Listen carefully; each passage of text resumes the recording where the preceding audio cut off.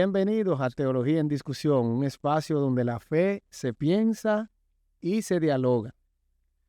Y cada semana vamos a buscar respuestas con un corazón dispuesto a fin de poder satisfacer ciertas inquietudes. Con ustedes, nuestro pastor Santiago Rodríguez.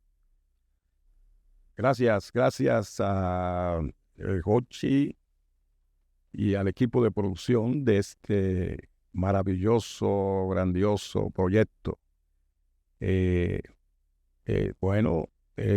Podemos comenzar atendiendo algunas preguntas en este podcast y esperamos que este recorrido por todas las preguntas que tenemos en la vida pues continúe. Sí, esta semana, pastor, tenemos un tema muy interesante, un tema que yo sé que la gente ha estado esperando, sé que ha estado muy inquieto, y el tema es vida y muerte, ¿cierto? Vida y muerte, ¿no? Ya. Entonces, yo sé que es un tema muy interesante. Bueno, para mí es muy interesante, pues yo tengo también muchas interrogantes sobre ese tema, pero sé que hoy vamos a arrojar un poco de luz a las personas que también tienen la misma inquietud. Ya. Es un buen tema, un tema que ha estado en la palestra pública por varias semanas. Primero pasamos el evento de la muerte más grande Ay, sí. en la historia, la muerte más grande que recordamos, que es la muerte de Cristo en la cruz. Y muchos religiosos, personas de fe, sobre todo del mundo cristiano, estuvo contemplando de nuevo ese hecho, ese evento que realmente marcó la historia y la dividió en dos, antes y después de Cristo. Pero también recientemente tuvimos un evento de otra muerte.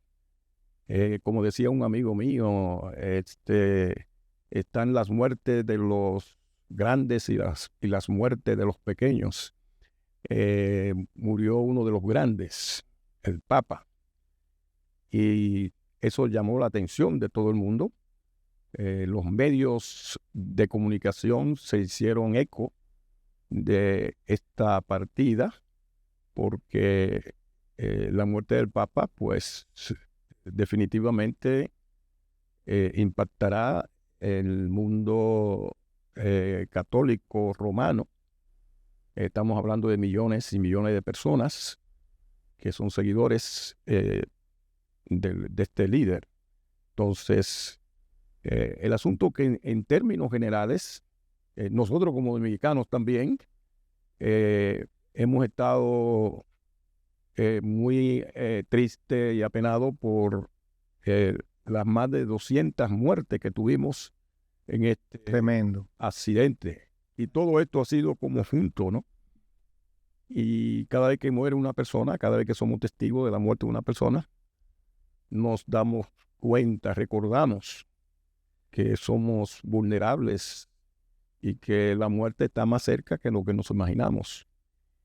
¿Quién iba a pensar que una persona que ahora está danzando, comiendo, viviendo, riéndose, en compañía con sus amigos, sus hermanos, se va a ver bajo escombros en unos 5 o 10 minutos? Wow. No hay manera de pensar que eso podría pasar.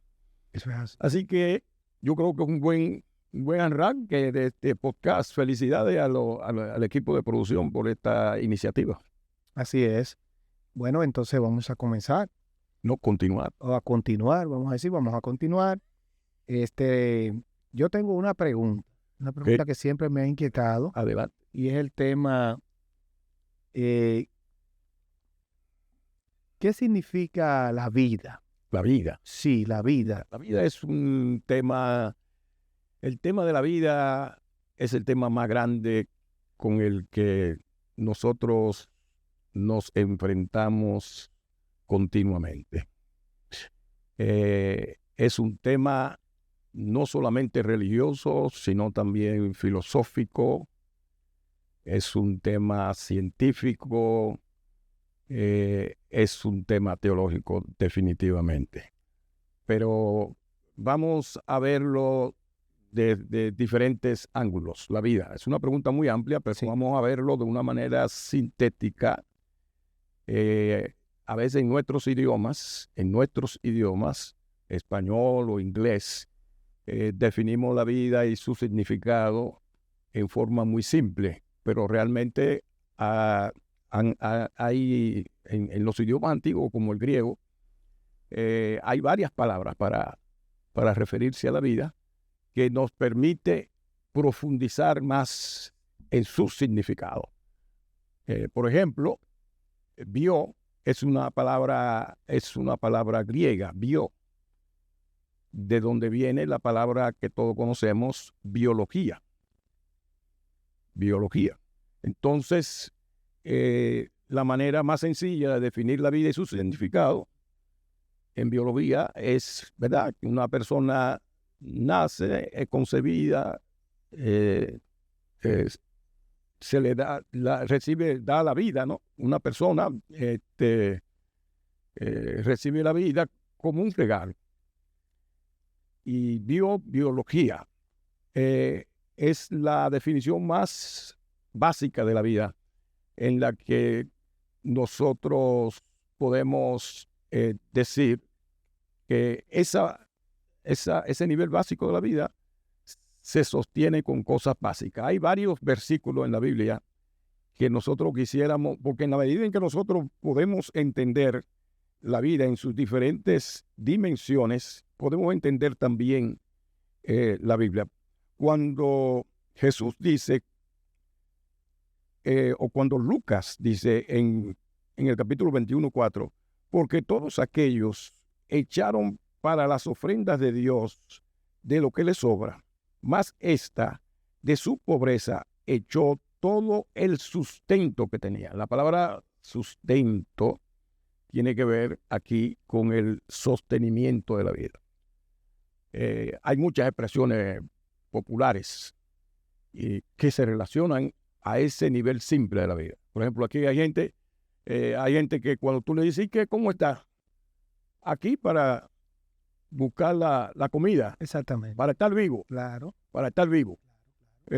Nosotros tenemos muchas expresiones así populares relacionadas. Aquí viviendo, mijo. ¿Verdad?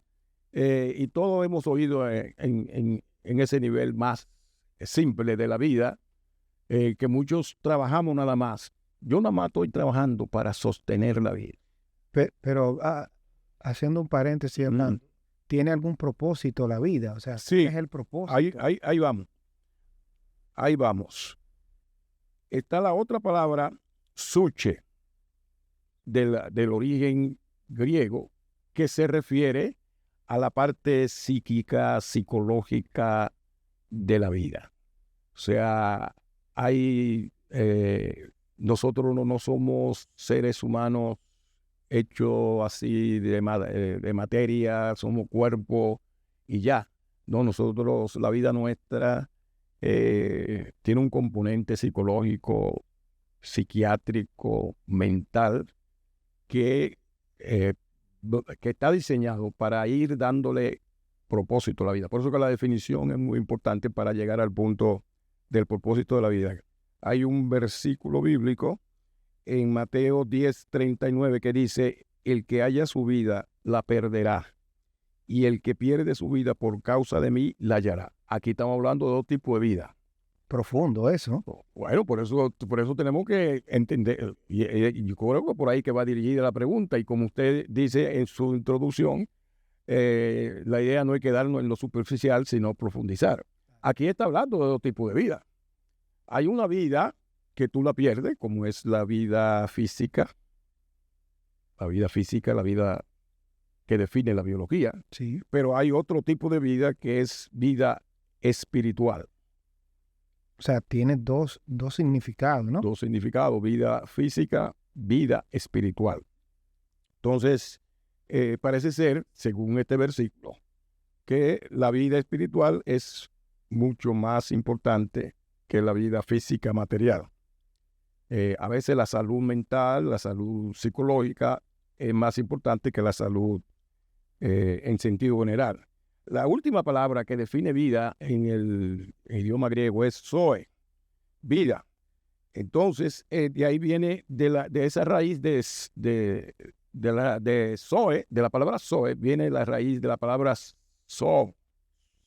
zoología, que es el término más amplio de lo que significa la vida. Tiene que ver con todos los aspectos que se mueven, porque no solamente cuando hablamos de vida se refiere al ser humano, sino a incluyendo los animales y todo. Vale. Entonces, por ejemplo, para seguir con el lenguaje, la jerga popular, hay gente que cuando la vemos demasiado tranquila y no se mueven, le decimos, muchacho está muerto, o esa muchacha está muerta. Un muerto en vida. Un muerto en vida. Así, mira, parece un muerto en vida. Claro, un muerto en vida.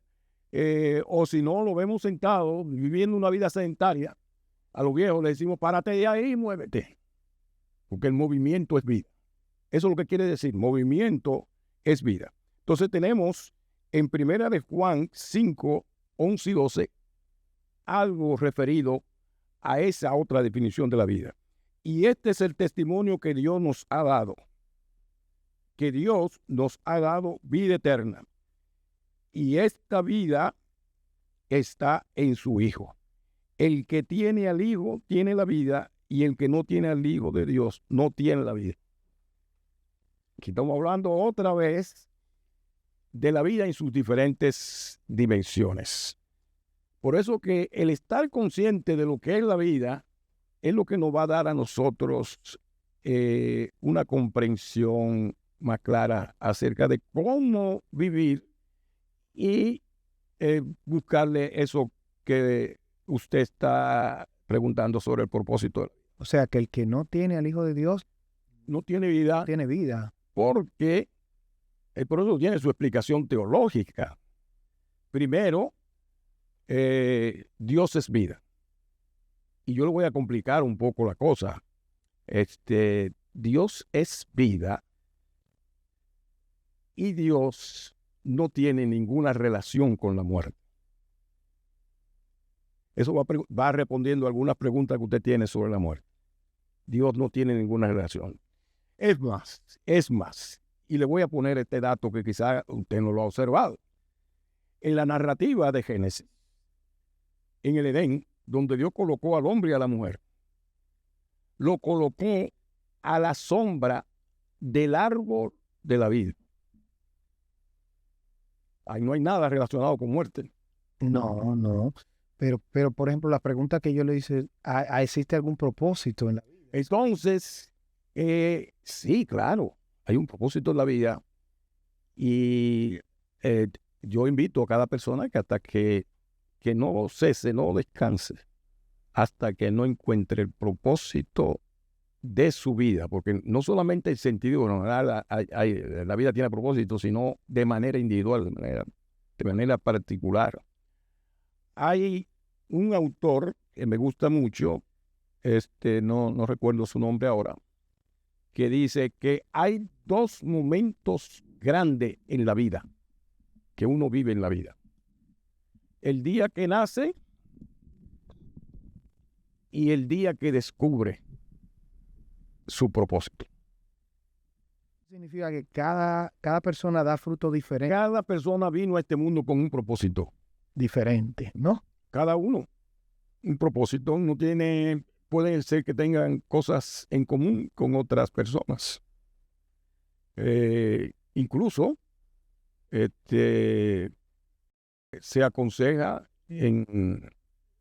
dentro de consejería matrimonial.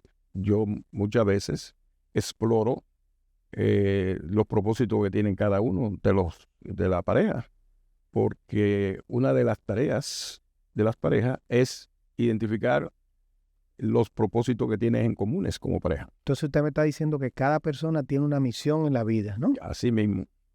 Y tiene un llamado de Dios para cumplir. y no debe descansar hasta que no encuentre eso. Pero ¿cómo se consigue? ¿Cómo lo buscamos? ¿Cómo? Esa es una pregunta muy importante.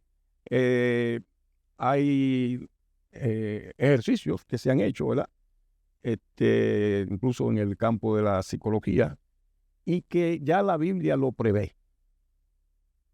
La Biblia tiene un proverbio muy sabio que dice: instruye al niño en su carrera, y aun cuando fuere viejo, No se apartan. no se apartará de él. La familia, eso quiere decir que la familia juega un rol muy importante para ayudar al niño a descubrir su propósito en la vida. Yo sé que este versículo se usa mucho para aplicarlo a la instrucción bíblica o evangelística o algo así en el hogar. Pero Salomón no se estaba refiriendo a esa parte. Pero no hay problema, se puede aplicar a la formación cristiana del niño. Se puede aplicar. Sí, porque es muy amplio. Pero en este proverbio, porque estos son proverbios dichos sabios, esos son proverbios, son dichos sabios. Instruye al niño en su carrera. Eso quiere decir, en otras palabras, que una de las tareas de los padres es observar las tendencias que tienen nuestros niños. Ok. Los dones, los talentos que traen nuestros niños. Y parte del trabajo de la crianza es apoyarlo, reforzar esos dones. Usted ve que sus niños van teniendo cierta inclinación hacia el arte. Créele ambiente donde ellos puedan desarrollar esas habilidades. Exacto. Y en la medida de lo posible, ellos mismos van a descubrir que tienen una misión que cumplir a través del arte, a través de la música, a través del juego, Diferentes disciplinas. a través de la ciencia, Claro. a través de la ciencia. Pero eso es parte de la misión de la familia. Ayudar al niño a descubrir el propósito para lo cual está aquí en esta tierra. Ok, por ejemplo, ampliamos un poquito sobre la vida. Una de las grandes interrogantes que tienen las personas es el tema de la muerte. Porque nacemos y morimos, ¿verdad? Uh-huh. Pero la pregunta es, ¿por qué morimos? Ya. Como mencioné en un punto de nuestra discusión, uno se resiste a pensar en la muerte. Sobre todo dentro de la comunidad hispana, sobre todo, la gente no quiere, las familias no quieren hablar ni siquiera de testamento. Yo aprendí acerca del valor de los testamentos. Estoy dándole un poco de vuelta a la pregunta, porque la pregunta es relevante. Yo aprendí aquí en este país, en los Estados Unidos, la importancia de los testamentos. Cuando tú elaboras un testamento, tú estás diciendo ya, reconociendo que en algún momento yo me puedo morir y yo quiero dejar todo organizado. Yo recuerdo que yo le dije a mi mamá tiene 92 años para 93. Qué bendición. Es una bendición. Una bendición. Y yo le dije a ella: mamá, ¿usted no cree que es tiempo de escribir un testamento? ¿Y qué le dijo su mamá? Hace una mala palabra. Dirá, pero ¿y qué? ¿Ya quiere reclamar? ¿Tú quieres que yo me muera? Exacto. ¿Tú quieres que yo me muera? Entonces yo le dije: no, mamá, es que la muerte como quiera, aunque yo quiera o no quiera, la muerte va a llegar. O sea, estamos compelidos ante la muerte. Pero hubo un principio, vamos a decir bíblico, porque morimos, aunque tal vez no se toque así, pero hay según la Biblia, la paga del pecado es la muerte, ¿no? Ya, bueno, no sé si usted quiere hablar de ahí, ¿no? Todas las tradiciones religiosas tienen su propio significado de la muerte o del fin de la vida. O sea, hay diversas respuestas. Diferentes respuestas. De acuerdo a la muerte. Los cristianos tenemos nuestra propia respuesta, pero queremos aprovechar de este podcast para poner a pensar a la gente en otras formas de pensar. Tenemos los budistas, tenemos las religiones del Islam, los musulmanes y otros grupos orientales, Diversas religiones. que para ellos la muerte no es una tragedia. La muerte es primero, ellos dicen que es necesaria la muerte. En vez de preguntarse por qué morimos, ellos no se preguntan por qué morimos. Ellos lo que entienden es que la muerte es necesaria para pasar a otro estadio, a otra dimensión. A otra dimensión. Entonces, de ahí que sacan la enseñanza sobre la reencarnación. Ok, pastor, ¿qué usted opina de la reencarnación? Exacto. La reencarnación es una manera diferente de ver o de interpretar la vida y la muerte. En la zona oriental del mundo, los asiáticos, los musulmanes, los budistas ven la vida y la muerte en esa forma. Ellos denominan a esto reencarnación, que es esos diferentes fases por las que el ser humano puede pasar de una vida como la que estamos viviendo ahora a una vida inferior o superior. Pero escrituralmente, según la Biblia. Estamos hablando de la visión musulmana, no de la cristiana. Ok. O sea, es bueno entender que cada religión que estamos mencionando aquí tiene su propia visión. Esa no es mi visión, porque yo soy cristiano. A menos que no me declare una persona ecléctica, o que crea en diferentes posiciones de la vida, sobre la vida y la muerte, y que le dé la bienvenida a todas las visiones que tienen los grupos religiosos. Los budistas y los musulmanes, para ellos está bien, pero yo no soy musulmán ni soy budista. Claro. Yo tengo la visión cristiana y por eso soy cristiano, porque tengo mi propia visión acerca de la vida y la muerte. Y para mí, comparada con las otras posiciones que tienen los otros grupos religiosos, para mí la cristiana es la que más sentido tiene. La Biblia arroja un poco de luz sobre la reencarnación. ¿Hay algún episodio? ¿Hay algo que hable de la reencarnación? Si hay alguna alusión a posibles reencarnaciones, eso no valida el concepto de la reencarnación en la Biblia. La posición clara en la Biblia, clara, es que la persona muere una sola vez y después habla del juicio. Del juicio final. La Biblia habla de que la muerte no tiene la última palabra. La Biblia habla de la resurrección, que no es reencarnación. O sea, todo el proceso de vida y muerte termina con la resurrección. En la Biblia no hay nada que indique, aunque usted encuentre quizás, porque la Biblia fue escrita también por hombres, y hay gente tan curiosa que pueden encontrar algún evento, algún suceso que aluda a la reencarnación. Sí, claro. Pero uno puede hacer de eso una doctrina. No, claro que no. No puede hacer de eso un concepto. Esos son conceptos ajenos a la Biblia. Ok, pastor, cuando nacemos, nosotros venimos con alguna fecha ya de muerte, alguna fecha de vencimiento, podemos decir. Ya, esa respuesta nadie la tiene.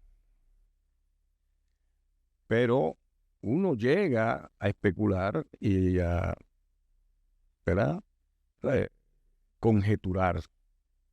¿Por qué alguna gente mueren jóvenes, otros mueren ancianos, que pasan hasta de los 100 años? Otros mueren poquito después de nacer. pero el decir y afirmar, ese murió porque esos eran los días que Dios tenía para él, nadie tiene eso, ni los médicos, ni nadie tiene una respuesta a esa fecha de vencimiento. Porque Hay muertes que vienen por enfermedad, que ya uno sabe, y el médico puede decir en una enfermedad grave, yo no creo que incluso hasta en esos pronósticos se equivocan los médicos cuando ven una gravedad, ¿verdad?, de una enfermedad que dice la posibilidad de vida que tú tienes son de 3 semanas. Y han cometido muchos errores con eso. Pero la Biblia no arroja ninguna luz sobre eso, ni hay ningún versículo, ni ningún episodio No, que haya pasado algo similar así de... no.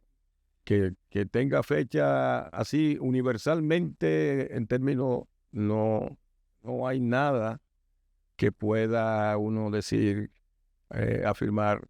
Porque claro, yo entiendo que la fecha de muerte nadie la sabe, ¿no? Nadie Nadie la sabe, la sabe. pero en la jerga popular siempre la gente dice, le llegó su hora, Le llegó su- o él estaba para morir ese día, un ejemplo. Sí, por eso le digo, esas son ya especulaciones de la gente. La gente cree en el destino. Ese era eso es lo que él tenía en el destino. Morir de esa manera o morir joven o morir a esa edad. Y eso, Poco incierto. y eso, sí, eso pasa cuando uno no tiene una información precisa con la que uno se pueda... Todo lo que gira alrededor de la muerte es misterioso, porque nadie sabe. Sobre la muerte nadie sabe. Ok, y entonces, ¿qué usted opina de la eutanasia? Ujú. ¿Qué opinión tiene usted sobre eso? Bueno, ese es otro tema Bien, está mal. es un tema bien complejo. Cuando usted dice bien o mal, lo está reduciendo a algo moral, algo ético. Y es precisamente en lo ético que se ha discutido más acerca de la eutanasia. La eutanasia como una medida o una decisión que alguien puede tomar para dejar de sufrir, es una medida que muchos analizan de que si tú eres el dueño de tu vida, tú puedes tomar la decisión, la determinación de decir, no quiero seguir viviendo, no quiero seguir sufriendo. En términos legales, por ejemplo, se habla de la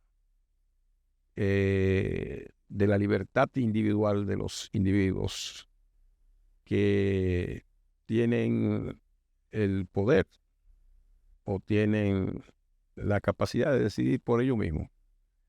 En términos éticos y cristianos, casi en el mundo cristiano es rechazado totalmente. Claro. Porque nosotros creemos en que Dios da la vida y Dios la quita. Es el único que puede quitar la vida. Dios da la vida y la quita. En la eutanasia, en algunos contextos se ve como un suicidio.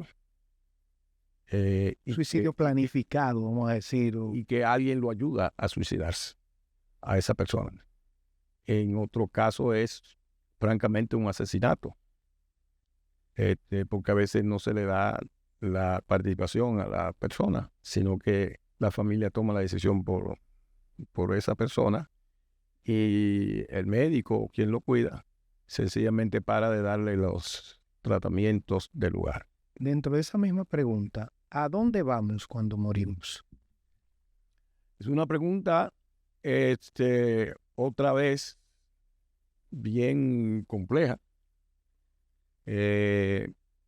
Uno de los ejemplos, ¿verdad?, más emblemáticos que se usan como respuesta es la respuesta que le dio Jesús al ladrón desde la cruz. cuando el ladrón le dijo, cuando tu gloria esté, acuérdate de mí. Jesús le respondió, desde hoy estarás conmigo en el paraíso.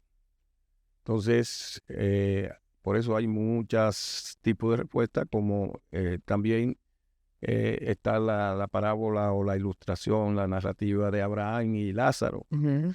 Él Rico. estaba en un lugar de tormento, y otro estaba en un lugar de paz y de tranquilidad con Abraham, en el seno de Abraham.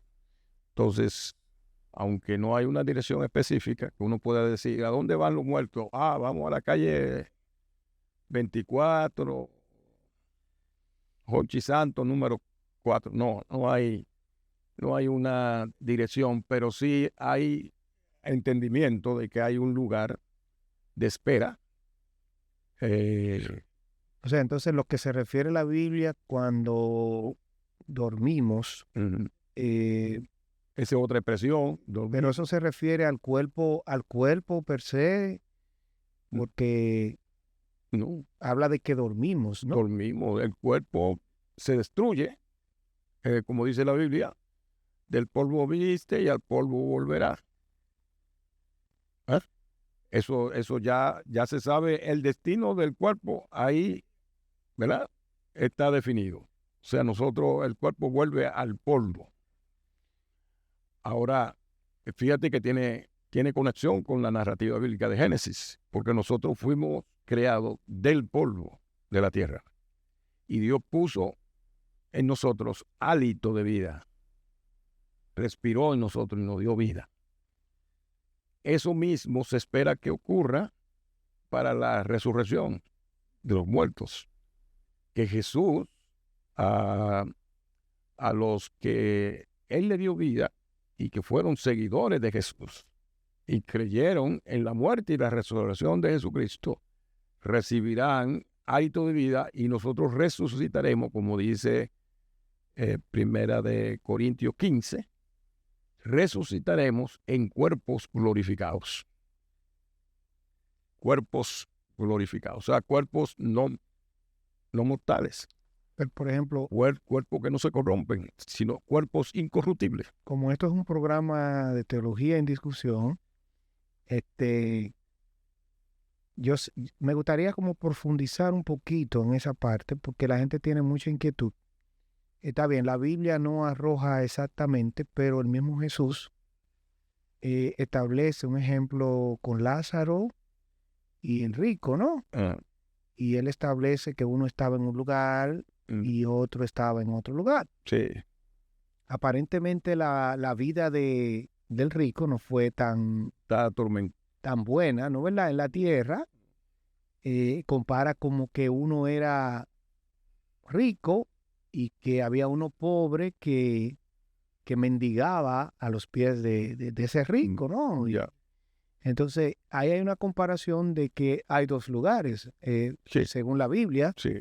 que vamos a un lugar y otros van a otro lugar. Sí. O sea, eso es parte de, vamos a decir, de lo que cada uno hizo en la tierra. Entonces, pero la gente siempre tiene muchas inquietudes con respecto a ese tema, porque sabemos que la muerte es real y que todos vamos a morir y que todos en algún momento vamos a partir de esta tierra, pero la gente tiene muchas inquietudes hacia dónde vamos. Yo veo ahí que Jesús está arrojando, entonces yo quiero escuchar mayormente como más profundo el tema de exactamente a dónde vamos según la Biblia. No es posible exactamente. No es posible. Ok. A esa pregunta. El mismo Jesús lo que presenta son parábolas, expresiones, términos generales de que vamos a un lugar así, a un lugar de tranquilidad, de paz. A un paraíso. Pero déjame hacer un paréntesis por si acaso algún rico no se está viendo. Sí, hay que... El rico no fue al lugar de tormento porque era rico. No, claro, no.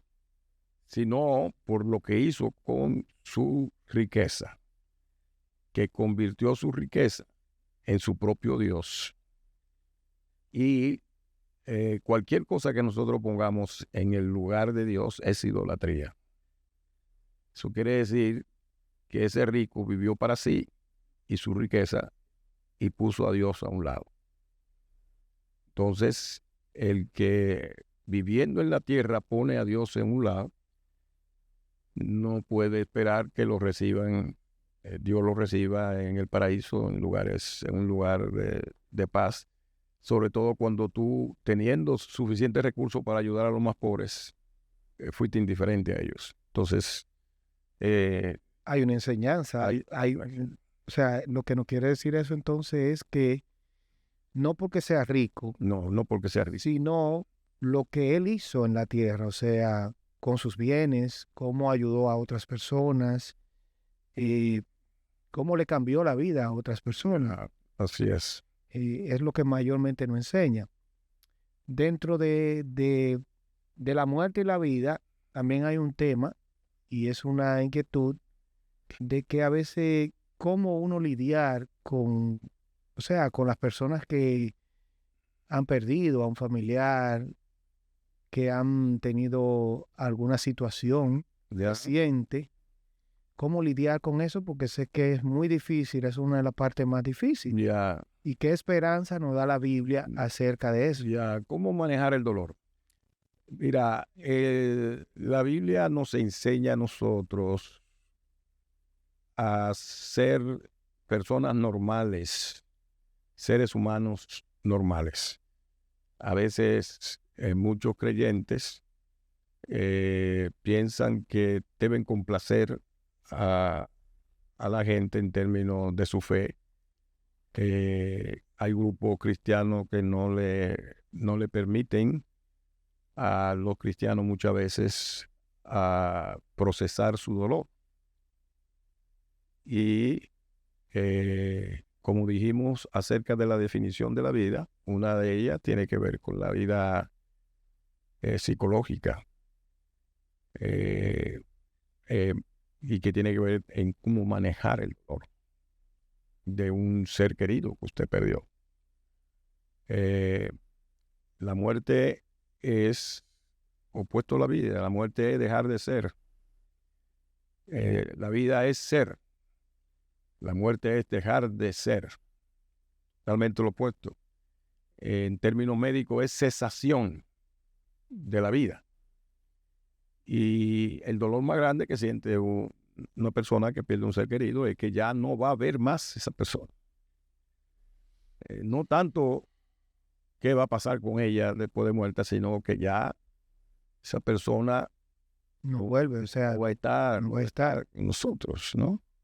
Y nada, yo viví esa experiencia con mi hijo mayor y no importa lo que uno pudiera saber sobre la esperanza cristiana y las promesas de Dios y todo, ahí se está dando un momento muy difícil, humano, ¿no? Nosotros somos seres humanos y sufrimos. Jesús sufrió ahí en la cruz por nosotros. Él no evadió el dolor. Entonces, uno tiene que pasar por varias etapas y la gente tiene que entender eso. Los amigos, los familiares, los pastores, los líderes tienen que entender que es un proceso que uno va superando con el tiempo.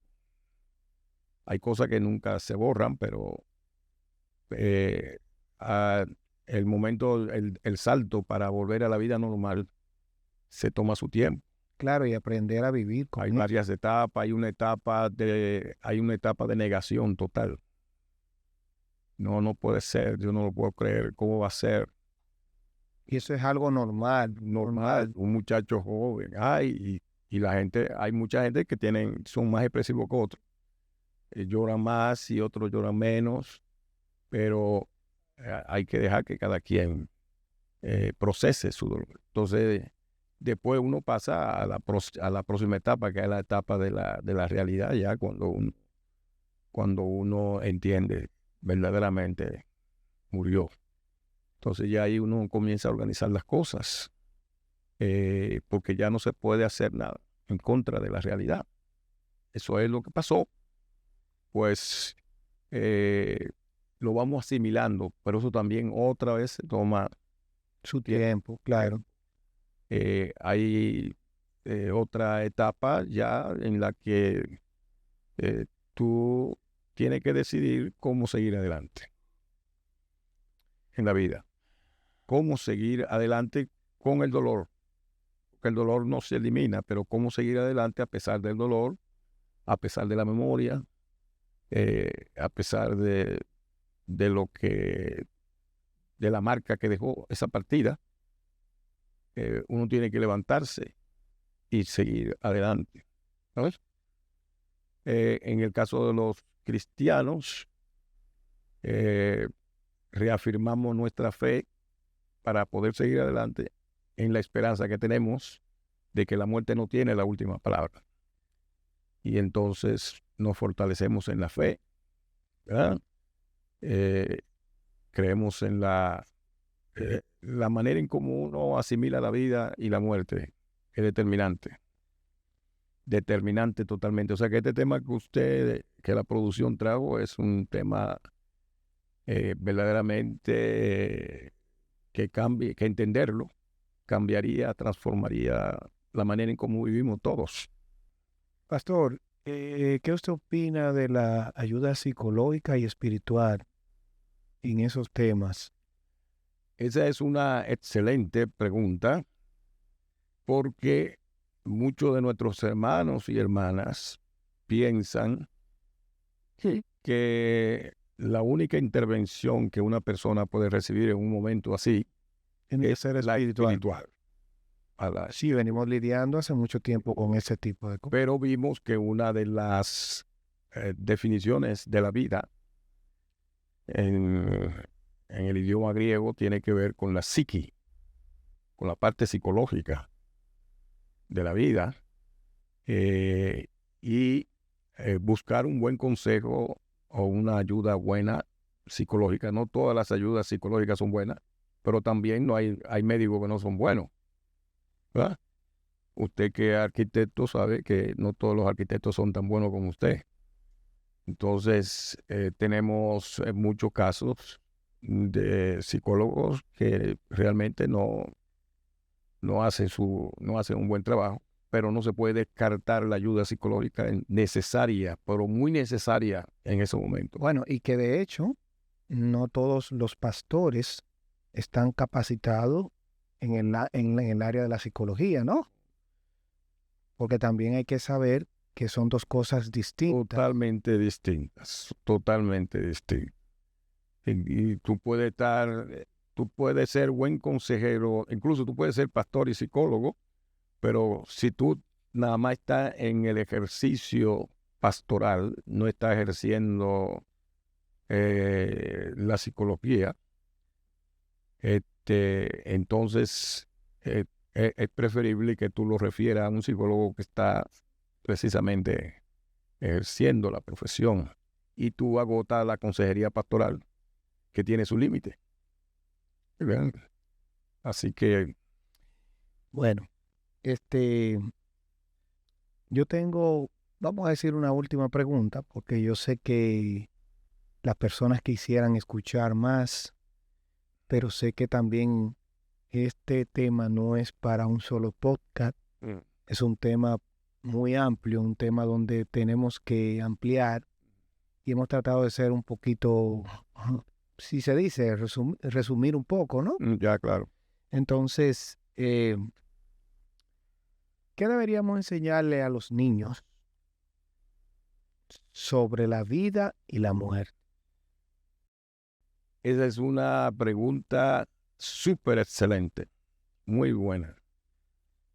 Nosotros no hablamos con nuestros niños estos temas. Esos son temas cerrados en la familia. Yo no sé si por falta de tiempo o por falta de conciencia.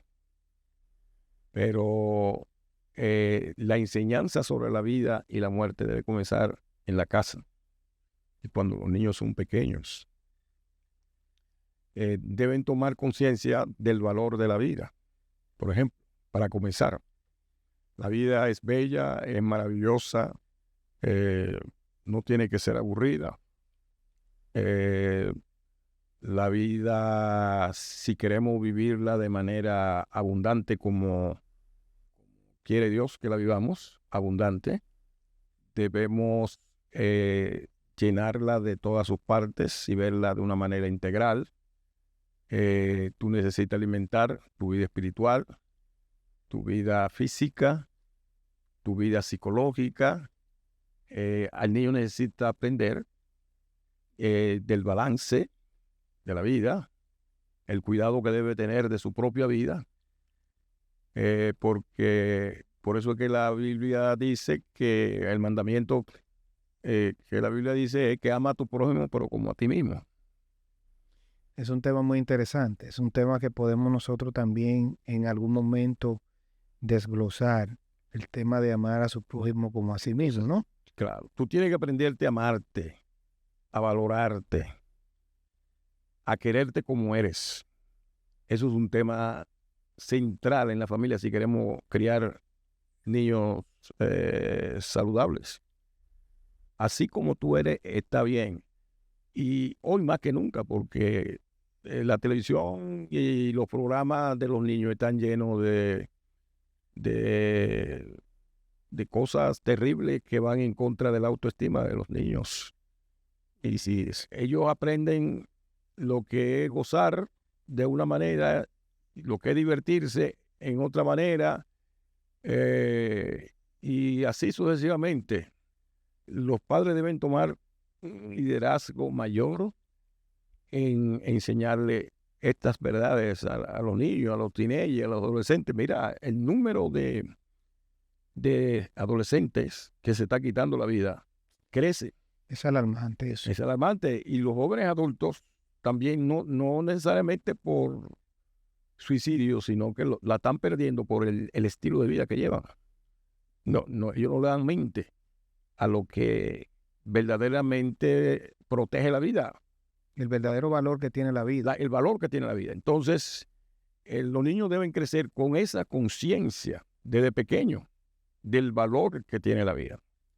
Y ellos deben entender que ellos son los primeros responsables de tomar cuidado de su propia vida. Bueno, antes de irnos, esto es un tema muy interesante y sé que es un tema un poquito a veces que nos llena a nosotros de mucha preocupación, porque la muerte es un enigma. Yo quiero pedirles que nos sigan, que le den like, que se suscriban a nuestro canal para seguir haciendo contenido igual que este. Que traigan sus preguntas, porque eso nos va a llevar a nosotros a continuar el tema. Si siguen preguntando sobre ese tema, nosotros, el público es el que manda.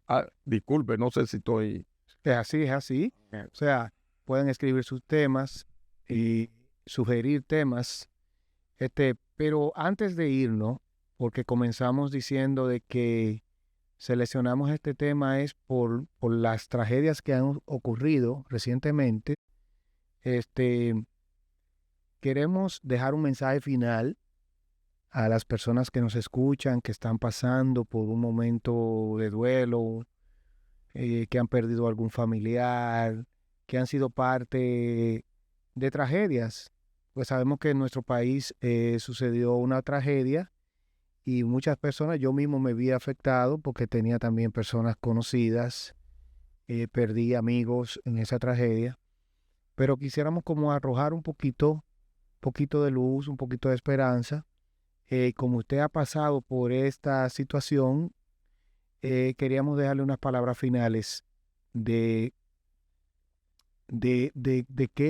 qué hacer en el momento de duelo. Yeah. Bueno, debo comenzar diciendo que la muerte es parte de la vida y que yo sé que de manera racional no nos convence, porque hay una dimensión emocional que nosotros fuimos diseñados para rechazar la muerte. Dios puso en nosotros la semilla de la eternidad, de la inmortalidad. Y por más real que sea la muerte, nunca vamos a estar de acuerdo con ella. Y yo no los condeno, porque yo tampoco estoy de acuerdo con ella, pero es parte de la vida. Y lo que hay que tener una visión clara que nos ayude cuando pasamos por experiencia de pérdida. Y en el caso nuestro, de nuestra familia y de muchas personas que conocemos, la fe cristiana ha sido un recurso muy valioso. Yo los invito a que profundicen más en las promesas de Dios. Las promesas de Dios son darnos vida eterna. Vamos a aprender, mientras estamos en vida, a aprovechar la vida, aprovechar cada minuto, cada hora para amarnos, porque nos quedamos muchas veces con muchas deudas de amor con nuestros hijos, con nuestros hermanos, padres. Lo que tenemos es que sacarle alguna experiencia que nos ayude a vivir mejor y a vivir con esperanza. Que Dios me los bendiga. Hemos llegado al final de este podcast de hoy. Gracias por su atención. Esperamos que usted le ponga su like y le dé a la campanita. Y no olvides enviar sus preguntas y sus comentarios sobre este programa. Invite a otros, comparta este enlace con otros y nos vemos en la próxima ocasión. Y recuerde que la verdad os hará libre. Por eso no se había dicho nunca. Nunca, porque...